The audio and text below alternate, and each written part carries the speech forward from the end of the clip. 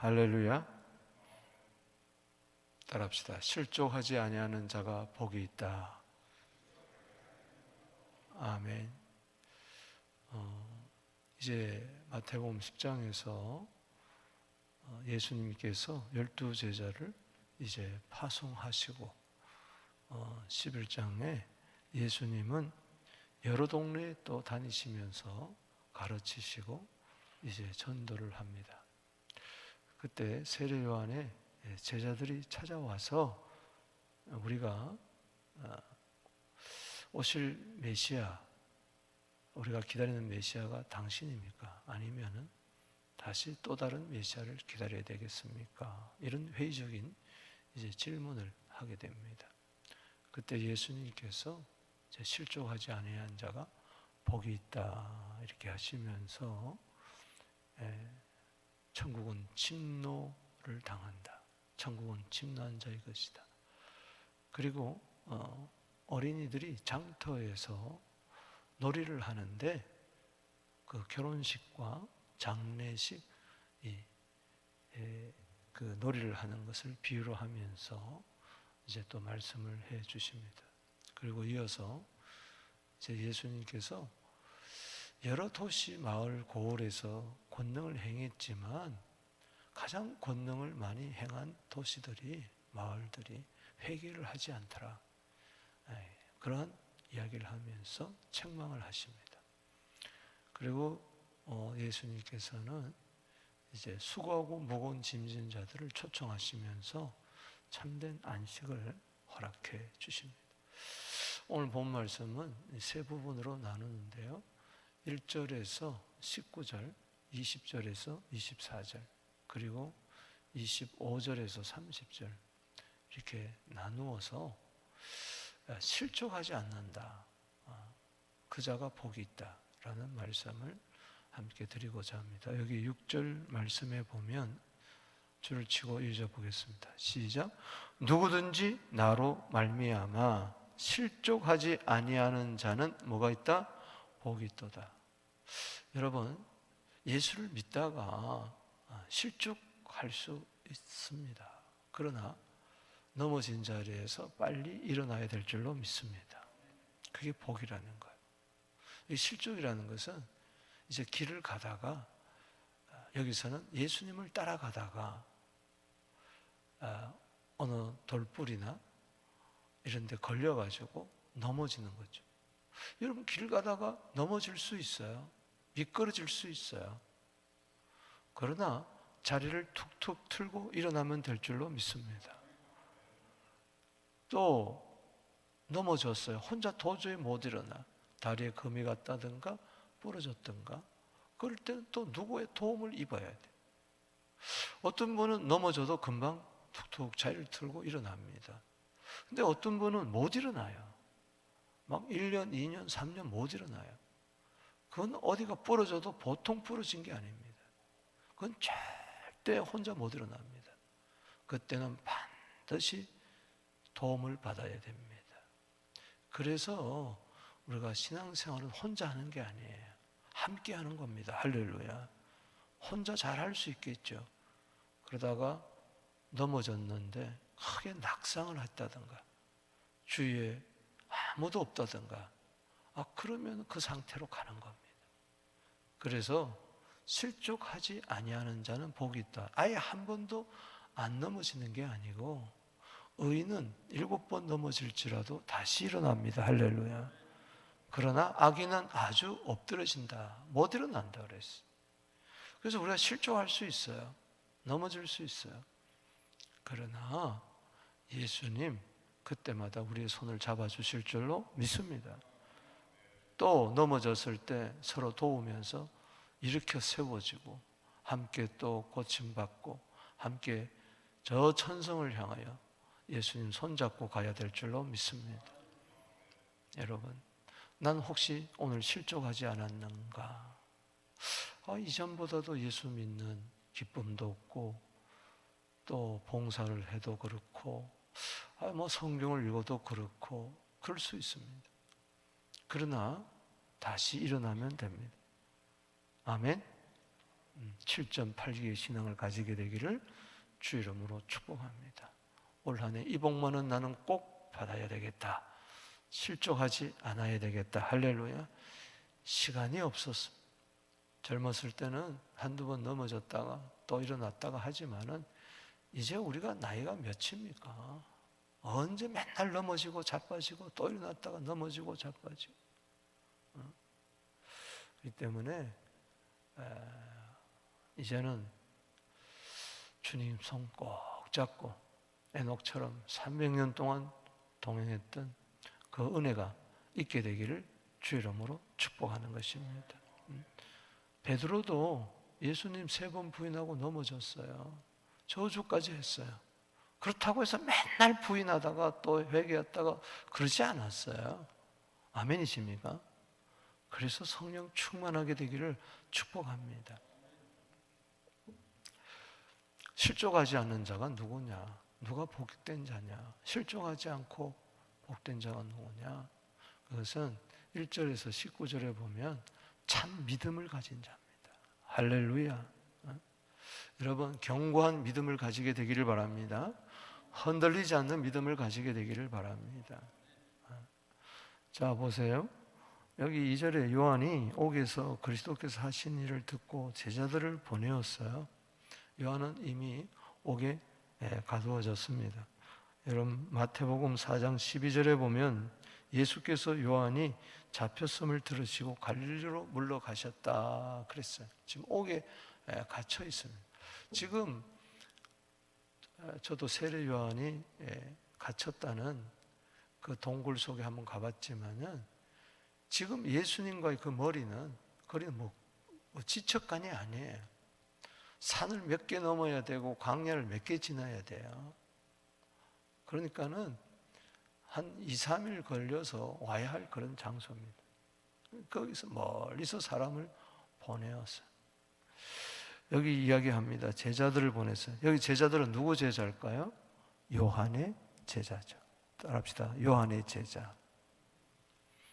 여러분 마태복음 9장 14절에도 이렇게 나옵니다만 여기 그때 요한의 제자들이 예수께 나와 이르되 우리가 바리새인들은 금식하는데 어찌하여 당신의 제자들은 금식하지 않습니까? 이 바리새인과 짝짝꿍이 됐다는 거죠. 세례 요한이. 제자들이 그럴 때 새 포도주를 새 부대에 담으라 그런 교훈을 그들에게 주셨지만은 그러니까는 이 세례 요한의 제자들은 뭔가 조금 아직까지 스승이 예수는 메시아다 그렇게 이야기를 해도 아직까지 석연치 않는 부분이 있었습니다. 자 여기 뭐라고 질문을 합니까? 제자들이 와서 3절 읽어보겠습니다. 시작. 예수께서 여짜오되 오실 그이가 당신이 오니까 우리가 다른 일을 기다립니다. 그 예수님을 잘 따라가다가 이분이 정말 메시아일까? 이분이 정말 하나님의 아들일까? 그리스도일까? 이렇게 의구심이 드는 거죠. 여기 보면은 우리가 그랬어요. 그럼 여기 확실한 것은 뭐예요? 이 두 제자를 여기 예수님의 보낸 이 제자들을 포함해서 세례 요한까지 들어갈까 말까. 그래서 대부분의 그 목사님들 또 성경 주석을 이렇게 보면은 세례 요한이 지금 잠시 실족해 있다. 그렇게 해석을 합니다. 왜? 지금 너무 고되기 때문에 감옥 생활에서 예수님은 찾아오지도 않고 한 번도 면회를 안 하는 거예요. 자, 제가 만약 여러분들이 병중에서 오랫동안 병원 생활하는데 제가 한 번도 안 간다. 교역자가 한 번도 안 간다. 그러면 섭섭하겠어요? 안 섭섭하겠어요? 여러분들은 믿음이 좋아가지고 안 섭섭하죠? 목사님 바쁘신데 여기까지 오냐. 근데 그것도 1년, 2년 만약에 지난다고 생각해 보세요. 섭섭한 거죠. 이상하다. 들려오는 소문에 의하면은 병자도 낫고 문둥병자도 낫고 뭐 귀신도 나가고 뭐 기적도 일어나고 그런데 왜 나는 안 찾아오지? 예? 그리고 세례 요한은 의를 많이 강조하고 회개를 많이 강조했기 때문에 예수님 좀 어떻게 지금 도끼가 나무 뿌리에 놓였는데 심판하고 이 저주받은 자식들하고 막 세례 요한을 외쳤잖아요. 근데 예수님 보면은 안 그렇거든요. 세례와 죄인의 친구고 먹기를 뭐 탐하고 뭐 이런 소식이나 들리고, 세례 요한은 막 의가 불같이 일어나가지고 왕한테도 가서 그 당시 헤롯 안티파스 분봉왕에게 가서 당신 그러면 됩니까? 당신 동생 아내 제수씨 헤로디아를 어떻게 아내로 취합니까? 그 말 했다가 지금 옥에 갇혔거든요. 나는 의를 위해서 이렇게 고난을 당하는데 뭐 예수님은 막 수많은 무리를 이끌고 다니면서 기적이나 베풀고 이러니까는 이거 의심이 들지 않았는가? 뭐 그럴 수도 있겠죠. 저는 세례 요한이 의구심이 들었다는 그 해석도 맞지만은 또 저는 그렇게 생각합니다. 또 한편으로 이 제자들이 자꾸 정말 예수가 메시아입니까? 예수가 메시아입니까? 이러니까는 옥에서 어떻게 할 수가 없는 거예요. 그러니까 니네들 가서, 니네들은 자유로운 몸이니까 가서 물어봐라. 이렇게도 해석이 할 수가 있겠죠. 두 가지 다 가능성이 있습니다. 그러나 저는 세례 요한이 과연 실족했을까, 감옥에서. 예수가 와가지고 막 로마 압정에서 막 우리를 막 구원하는 그런 정치적인 메시아로 봤을까? 여러분, 요한복음 1장 29절에 보면은 세례 요한이 이렇게 외칩니다. 보라, 세상 죄를 지고 가는 하나님의 어린 양이로다. 뭘 이야기했어요? 죄를 이야기했어요. 그리고 요단강가에서 죄 사함을 얻게 하는 회개의 세를 베풀었어요. 그런 그가 정치적인 메시아로 생각했을까? 아무리 감옥에서 힘들었다 할지라도. 요한복음 1장 30절에 보면 내가 전에 말하기를 내 뒤에 오는 사람이 나보다 납선 것은 그가 나보다 먼저 계심이라는 것이 이 사람을 가리킵니다. 나도 그를 알지 못하였으나 내가 와서 물로 세례를 베푸는 것은 그를 이스라엘에게 나타내게 하lim이라. 즉 메시아로. 요한이 또 증언하여 이르되 내가 보매 성령이 비둘기같이 하늘로부터 내려와서 그 위에 머물렀더라. 나도 그를 알지 못하였으나 나를 보내어 물로 세례를 베풀라 하신 그이가 나에게 말씀하시되 성령이 내려서 누구에든지 머무는 것을 보거든, 따라합시다, 그가 성령으로 세례를 베푸는 줄 알라. 죄를 지고 가는 그분은 성령으로 세례를 베푸시는 분이다. 요한복음 1장 34절에는 이렇게 이야기합니다. 내가 보고 그가 하나님의 아들이심을 증언하였노라. 그는 분명 예수가 하나님의 아들 그리스도라는 것을 확신을 했어요. 물론 그럼에도 불구하고 실족할 수도 있어요. 그럴 때 우리가 양면을 다 봐야 되는 거예요. 여러분, 우리가 때로 예수는 그리스도 하나님의 아들 그러고 나가지만 예기치 못한 고난을 당하고 막 주님을 위하여 내 목숨까지 내놓고 봉사하고 헌신했는데 돌아오는 것은 환난과 핍박뿐이고, 아무리 기도해도 응답은 없고 여전히 힘들고 어려우면 헷갈릴 때가 있을 수가 있겠죠. 중요한 것은 예수님이 뭐라고 말씀하십니까? 4절에 시작. 예수께서 대답하여 이르시되 너희가 가서 듣고 보는 것을 요한에게 알리라. 5절 시작. 맹인이 보며 못 걷는 사람이 걸으며 나병 환자가 깨끗함을 받으며 못 듣는 자가 들으며 죽은 자가 살아나며 가난한 자에게 복음이 전파된다. 여기에 대한 소식은 이미 다 들었어요. 그런데 이것을 왜 다시 이야기하느냐? 이것은 이사야서 35장 5절 6절 말씀, 또 이사야서 61장 1절 말씀을 다시 강조하는 거예요. 뭐냐? 나는 말씀대로 이 세상에 온 메시아다. 할렐루야. 다시 말씀을 붙들어라. 할렐루야. 여러분, 말씀을 붙들게 되기를 바랍니다. 환경에 의해서 좌우되지 말고 나 중심으로 예수를 평가하지 말고 성경의 메시아를 보내겠다는 그 약속의 말씀이 저분을 통해서 이루어졌다. 모든 성경은 예수다. 요한복음 5장 39절에 성경을 통해서, 말씀을 통해서, 주님이 들려주시는 말씀을 통해서 우리는 흔들리지 않는 신앙, 반석 위에 굳게 선 믿음을 가져야 될 줄로 믿습니다. 그러면서 누구든지 나로 말미암아 실족하지 아니한 자가 복이 있다. 그러면서 예수님이 이제 떠납니다. 그 7절에 보니까 그 제자들이 떠나요. 요한의 제자들이. 그럴 때 예수님께서 무리에게 요한에 대해서 말씀하고 계세요. 사람들이 오해할 수가 있으니까 이 세례 요한 형편없구나 말이지.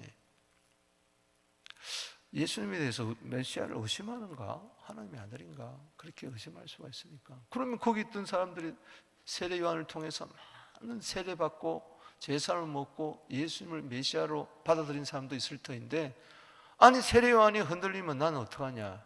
이럴 수가 있으니까 예수님께서 여기 세례 요한을 변호합니다. 여기 보세요. 저는 그래서 세례 요한이 과연 실족했을까? 여기 실족이란 말은 세례 요한의 제자들에 대한 것이 아닐까? 이제 그런 생각을 해보는 거죠. 자, 여기 7절에 한번 보십시다. 그들이 떠나면 예수께서 무리에게 요한에 대해 말씀하시되 너희가 무엇을 보려고 광야에 나갔더냐? 바람에 흔들리는 갈대냐? 광야에서 누가 있었습니까? 세례 요한이 있었어요. 세례 요한의 삶을 이야기하는 거예요. 너가 왜 광야에 나갔냐? 흔들리는 갈대냐? 아니라는 이야기죠. 반문하는 거죠. 세례 요한은 절대 흔들리는 갈대가 아니다. 이것도 이렇게 해석할 수 있어요. 우리가 때로 신앙의 회의를 느끼고 넘어질 수 있지만은 그렇다고 해서 우리가 근본적으로 내 신앙이 흔들리는 갈대는 아니다. 아멘. 우리 인사합시다. 당신은 흔들리는 갈대가 아닙니다. 세례 요한은 절대 아니라는 이야기. 흔들리는 갈대가 아니다. 이거는 분명하게 예수님은 세례 요한에 대해서 인정을 해주는 겁니다. 8절에 시작. 그러면 너희가 무엇을 보려고 나갔더냐? 세례 요한 무엇을 보려고 나갔더냐? 광야에. 부드러운 옷을 입은 사람이냐? 부드러운 옷을 입은 사람은 왕궁이느라. 세례 요한은 부드러운 옷이나 입고 부귀영화를 누린 사람이 아니다라는 것을 이야기하는 거죠. 광야에서 낙대 토롯을 입고 석청을 먹으면서 회개의 세를 전파했던 사람이잖아요. 세례 요한을 변호해 주는 거죠. 그러면서 9절 읽어봅니다. 시작. 그러면 너희에게 어찌하여 나갔더냐? 선자를 보기 위함이더냐? 옳다. 내가 너희에게 이르노니 선자보다 더 나은 자리다. 맞다는 거죠. 그는 선지자다. 선지자보다도 더 나은 선지자다. 그러면서 그에 대해서 다시 이야기해 줍니다. 10절에 내가 내 사자를 내 앞에 보내노니 그가 내 길을 내 앞에 준비하라 하신 것이 이 사람에 대하여 말씀하신 것이라. 이사야서 40장 3절 말씀이 세례 요한에게 응했다. 광야에서 외치는 자의 소리가 되어서 주의 길을 예비하는 자다. 그러면서 11절 읽어봅니다. 내가 진실로 너에게 이르노니 여자가 낳은 자 중에 세례 요한보다 큰 이가 없도다. 그러나 천국에서는 극히 작은 자보다가 그보다도 크니라. 이것은 또 무슨 이야기냐? 세례 요한은요, 구약의 모든 선지자보다도 가장 큰 선지자라고 주님이 말씀해 주십니다. 왜?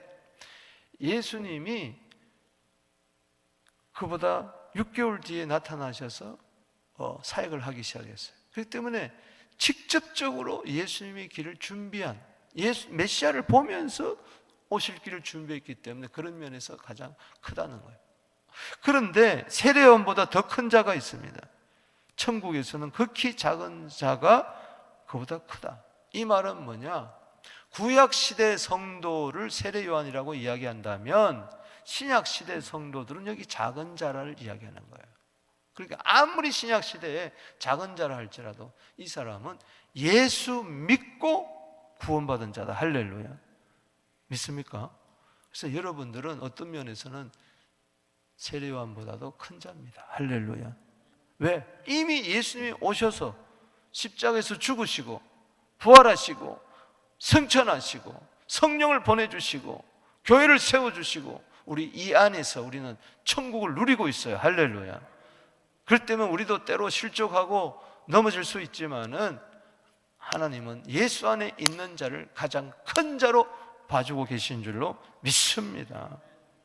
참 이게 은혜죠, 은혜. 12절에 세례요한 때부터 지금까지 천국은 침노를 당하나니 침노한 자는 빼앗느니라. 모든 선지자 율법이 예언한 것은 요한까지니 만일 너희가 즐겨받을진대 오리라 한 엘리야를 곧 이 사람이니라 귀 있는 자는 들을지어다. 세례요한에 대해서 쭉 이야기를 해주는 겁니다. 세례요한은 엘리야다. 즉 말라기 4장 5절에 마지막 선지자 엘리야가 오리라 한 사람이 아비의 마음을 자녀의 마음을 서로 돌이키게 하는 이자가 바로 세례요한이다 이야기해 주면서 천국은 침노를 당한다. 세례요한이 오고부터 뭐라고 외쳤습니까? 회개하라 천국이 가까우니라 하면서 예수를 믿으라고 해준 거죠. 여기 믿음이죠. 천국은 침노를 당하나니 침노한 자는 빼앗는다. 즉 천국에 들어간다. 예수를 믿을 때 할렐루야 천국에 들어갈 줄로 믿습니다. 그걸 이야기하는 거예요. 여러분 침노하는 믿음을 가지게 되기를 바랍니다. 흔들리지 않는 믿음을 가지게 되기를 바랍니다. 계속 침노하게 되기를, 계속 믿음으로 살게 되기를 바랍니다. 그러면서 세례요한과 예수님에 대해서 스스로 여기 이야기해 주세요. 여기 이 세대를 16절에 무엇으로 비유할까? 비유하건대 아이들이 장터에서 앉아 제동물을 불러. 그래서 장터에 앉아 제동물을 불러요. 두 그룹을 이야기합니다. 한 그룹은 우리가 너희를 향하여 피를 부르도 너희가 춤추지 않고 우리가 슬피 울어도 너희가 가슴을 치지 아니한다. 아이들이 두 그룹으로 나눕니다. 그래서 한 그룹에서는 막 장례식, 막 결혼식에서 노래를 하면서 막 피를 불고 춤을 추고 또 한쪽에서는 또 막 장례식을 하고 아이고 대고 하면서 울음꾼처럼 막 울고 하는데 다른 친구들이 아무런 반응이 없는 거예요.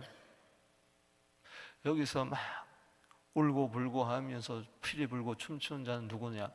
바로 세례요한과 예수님을 이야기하는 것이고 거기에 아무런 반응이 없는 자들은 그 시대 서기관과 바리새인들, 종교주의자들, 유대인들을 이야기하는 것이죠. 그래서 여기 18절에 읽어봅니다. 시작. 요한이 와서 먹지도 않고 마시지도 아니한데 그들이 말하기를 뭐요? 귀신 들렸다.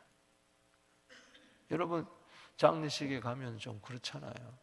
뭐 장례식 당한 사람이 아이고 이러고 하면서 뭘 먹겠어요, 마시겠어요. 그러니까는 세례요한 보고서 귀신 들렸다.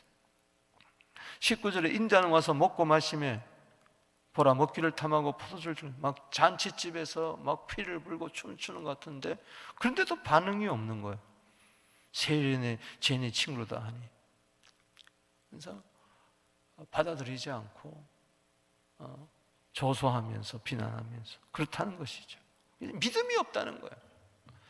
그래서 여러분 여기 1절에 아무리 동네에서 가르치고 전도하고 그래도 반응하지 않으면 믿지 않으면 소용이 없다는 거죠. 그래서 여러분 실족하지 않는 자는 누구냐? 복음을 받아들이고 또 믿고 끝까지 주님을 따라가는 참 믿음의 소유자인 줄로 믿습니다. 그래서 에베소 2장 8절에 믿음을 선물로 받고 이 살아간다는 거 이거 얼마나 감사한지 모릅니다. 고린서 16장 33절에 따라합시다. 깨어 믿음에 굳게 살아. 믿음의 길에 실족하지 않게 되기를 축복합니다. 다음에 20절에서 24절까지 실족하지 않는 자는 복이 있다 그랬는데 그 자가 누구냐? 참 회개하는 자예요. 그래서 여기 20절에 예수께서 권능을 가장 많이 행하신 고을들이 회개하지 아니하므로 따라합시다. 회개하지 아니하므로. 여러분 참 믿음이라는 것은 참 회개에서 나오는 거예요. 회개 없이 믿으면요 실족하는 거예요. 아, 믿으면 복 받는다 그러더라. 믿으면 천국 간다 그러더라. 믿으면 예수가 하나님의 아들 그리스도라 하더라. 여러분 누가복음 4장 41절에 귀신도 예수가 하나님의 아들 그리스도라고 믿잖아요. 귀신도 하나님이 한 분인 줄 알고 믿고 떤다고 이야기를 했는데 귀신이 회개하는 거 봤어요? 오늘날 교회 다니면서 정말 나는 죄인입니다, 정말 세례요한이 외쳤던 그 회개, 나는 너에게 제사함을 얻게 하려고 물로 세례를 주지만은 내 뒤에 오시는 나보다 능력이 많으므로 성령과 불로 세례를 베풀어 주신다. 그대로 막 회개를 했는가? 권능은 많이 행했는데, 막 기적은 내 삶에 많이 일어나는데 회개가 없다. 그건 잘못됐다. 그래서 권능보다도 더 중요한 것은 바로 뭐예요? 회개. 우리 교회 안에 막 암 환자가 막 일어나고 막 역사가 막 일어나고 막 귀신들이 나가고, 마태복음 7장 21절, 22절, 23절, 24절, 23절까지 보세요. 나 모른다. 귀신 쫓겨가고 선지자 노릇하고 능력 많이 행한다고 해서 회개하지 않는다면 불법을 행한 자들아 떠나가라. 회개가 더 중요한 거예요. 여러분, 예수님은 누구에게 필요해요? 의인에게 필요한 것이 아니고 누구에게? 죄인에게. 누가복음 5장 32절에 내가 의인을 부르는 것이 아니고 죄인을 불러 회개시키러 왔노라. 예수님이 권능을 행하는 이유는 여기 문둥병자, 맹인, 못 걷는 사람, 나병 환자, 죽은 자까지 살리는 이유는 회개하라는 거예요. 할렐루야. 권능 자체의 목적이 있는 게 아니고, 그래서 응답 받을수록 잘 될수록 회개하라는 이야기예요. 내 삶에 올 한 해 기적이 일어났다, 회개하게 되기를 바랍니다. 아, 나 같은 부족한 자에게 은혜를 베풀어 주셨구나. 그러면 실족하지 않아. 회개하는데 왜 실족해요? 대부분 죄악의 걸림돌에 넘어지는 거 아니겠어요? 그러면서 21절에 화 있을진저 고라시나 화 있을진저 베세다. 고라신 베세다에서 기적을 많이 베풀었어요. 그러나 회개하지 않는 거예요. 권능을 두로와 시돈에, 이방 땅 시돈에 베풀었다면 벌써 베옷을 입고 제앉아 회개하였으리라. 내가 너희로는 심판날에 두로와 시돈이 너희보다 견디기 쉬우리라. 가버나움아, 특별히 따라합시다. 가버나움아. 가버나움은 예수님의 사역 본동네입니다. 여기서 많은 기적을 행했어요. 내가 하늘에서부터 높아지겠느냐? 권능을 행할수록 저들은 교만해지는 거예요. 잘 될수록 교만해지는 거예요. 너 음부에까지 낮아지리라. 내게 행한 모든 권능을 소돔에서 행하였다면 그 성이 오늘까지 있었으리라. 내가 너희로는 심판날에 소돔 땅이 너희보다 견디기 쉬우니라. 그렇기 때문에 뭐가 더 중요합니까? 회개가 중요하다. 마가복음 1장 15절에 따라합시다. 회개하고 복음을 믿으라. 그렇기 때문에 회개 없는 믿음은 퀘스천을 해봐야 돼요. 그 자는 가다가 넘어지고 자빠지고 만. 내가 주님, 하나님 나를 불쌍히 여겨. 누가복음 18장 13절에 내 가슴을 치면서, 남의 가슴을 치지 말라고요. 내 가슴을 치면서, 내가 부족하지. 내 가슴을 치면서, 내가 기도가 부족해서 그렇습니다. 내가 부족해서. 그렇다고 해서 절망하고 그런 게 아니고, 하나님 앞에 설 때 비답했으면은 먼지까지라도 다 드러나잖아요. 그게 요한일서 1장 7절이에요. 하나님을 가까이 하면 가까울수록 그 아들 예수의 피가 나를 깨끗게 하는 것을 경험하게 되는 것이죠. 그 다음에 마지막으로 여기 25절에서 30절은 뭐냐? 따라합시다. 참 평안. 이게 오늘 예수님이 따지고 보면 이 세례요한도 질문도 그렇고 지금 회개도 그렇고 결론적으로 하시는 말씀, 이게 다 연결되는 거예요. 자, 보세요. 잘 봐야 돼요. 25절에 천지의 주제신 아버지, 이것을 지혜롭고 슬기는 자인 세상적으로 지혜롭고 슬기는 자는 숨기십니다. 그렇기 때문에 아무리 말을 해도 말씀이 안 들어오고 회개가 안 일어나, 믿음이 안 생기는 거죠. 그러나 어린아이들에게는 나타내심을 감사합니다. 피를 불면은 춤을 같이 추고, 울면은 같이 통곡하고, 올소이다 이렇게 된 것이 아버지의 뜻입니다. 내 아버지의 모든 것을 내게 주셨으니 아버지 아들 외에는 없고 아들과 또 아들 외에는 소원대로 계시반전 아버지를 아는 자가 없느니라 하면서 참 안식에 대해서 말씀해 주십니다. 여러분, 실족지 않는 자는요 마음에 평안이 있는 거예요. 할렐루야. 예수의 평안이 있는지, 마음에 염려가 있고 근심이 있고 불안이 있고 교만이 있고 이러면요 쓰러지고 자빠지는, 자꾸 걸려 넘어지는 거. 자꾸 신앙생활 하다가 실족하는 것은요 자신을 돌아봐야 돼요. 과연 나 안에 예수의 평안이 있던가? 아멘. 악한 죄 파도가 많으나 평안해. 그렇습니까? 오늘 마음의 풍랑이 잔잔해지게 되기를 바랍니다. 이 세상 그 무엇도 안 돼. 여러분, 아무리 좋은 교회 가보세요. 소위 말해서 삐까번쩍하고 목사님 말씀 좋고 뭐가 어떻고 건물이 좋고 시스템이 좋고 사람들이 좋고, 거기서 실족 당한 사람 없습니까? 아무리 조그만 교회도 거기서 행복하게 사는 사람도 있고요. 아무리 호화궁궐에 살아도 부부싸움하고 이혼한 사람이 있고요. 초가상관 살아도요 서로 사랑하면 행복하게 사는 게 있어요. 문제는 내 마음. 평안을 내 밖에서 찾지 말고 내 안에서 찾게 되기를 바랍니다. 그래서 실족하고 넘어지는 자들 향해서 이야기합니다. 그들을 버리지 아니하시고 28절에 뭐라고 그래요? 읽어봅시다. 시작. 수고하고 무거운 짐진 자들아 다 내게 오라. 내가 너희를 쉬게 하리라. 할렐루야.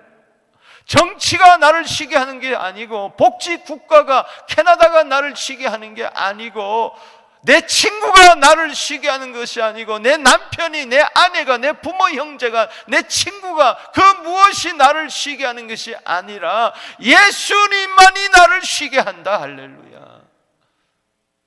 주님 없이 살아보세요.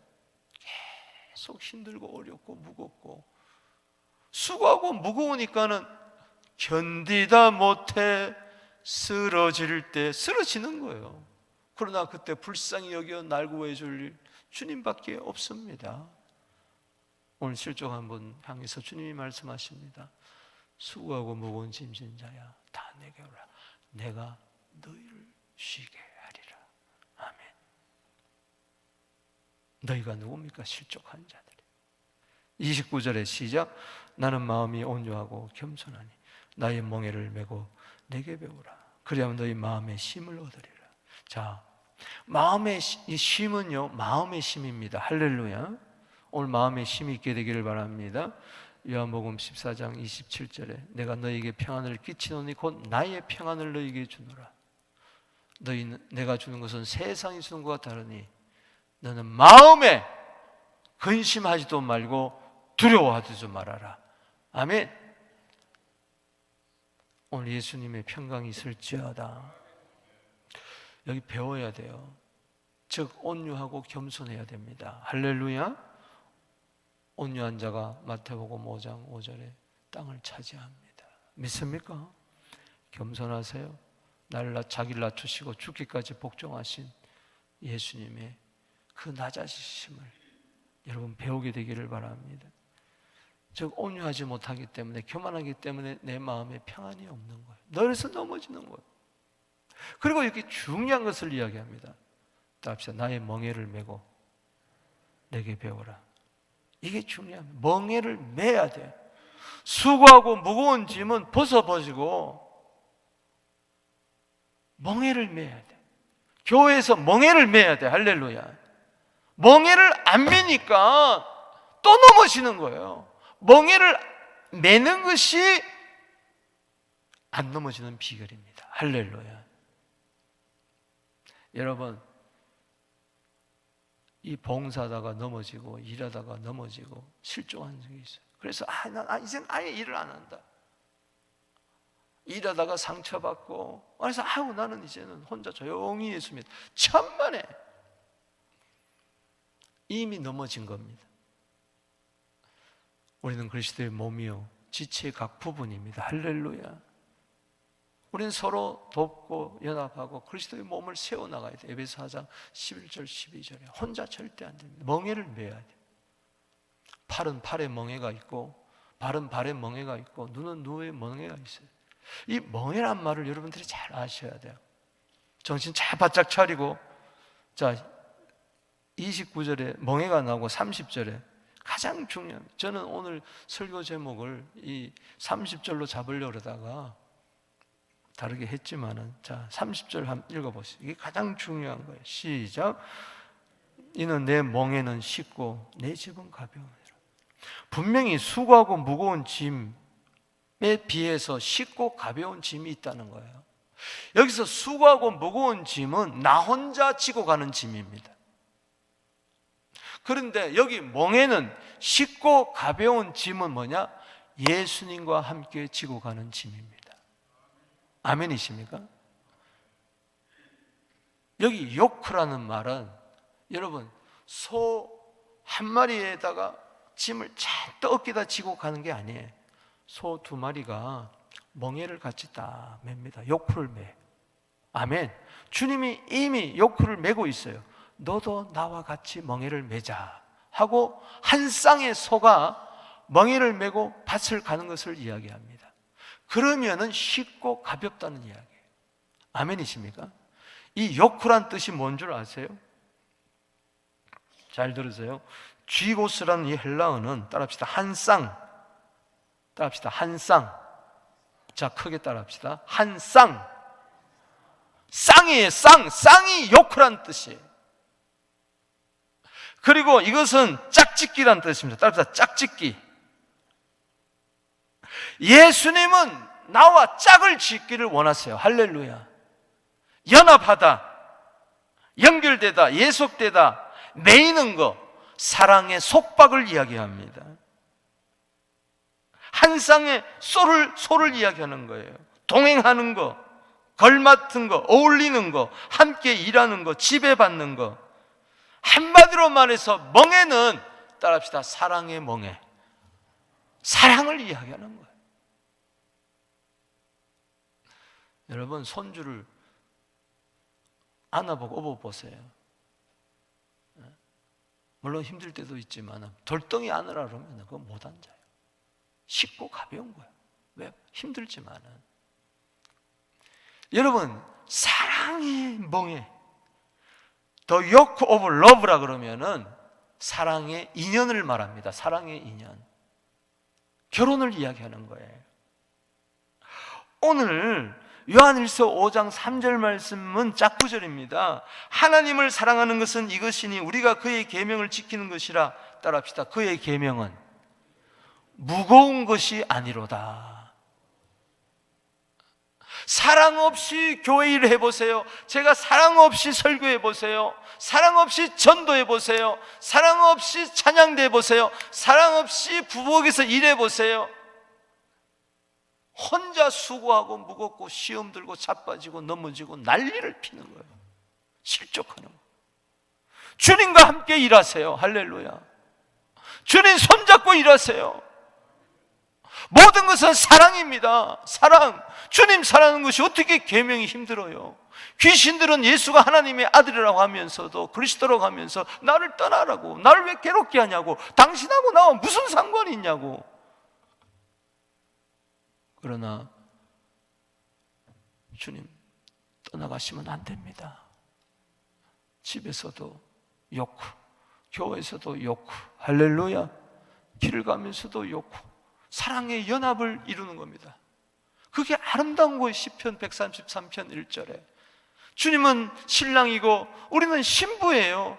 마치 이 내 멍에는 쉽고 내 집은 가벼움이다, 이 말은 신혼부부에게 해당되는 말이에요. 신혼부부가 서로 사랑하고 할 때 그 설거지하는 것이 뭐가 힘들겠어요?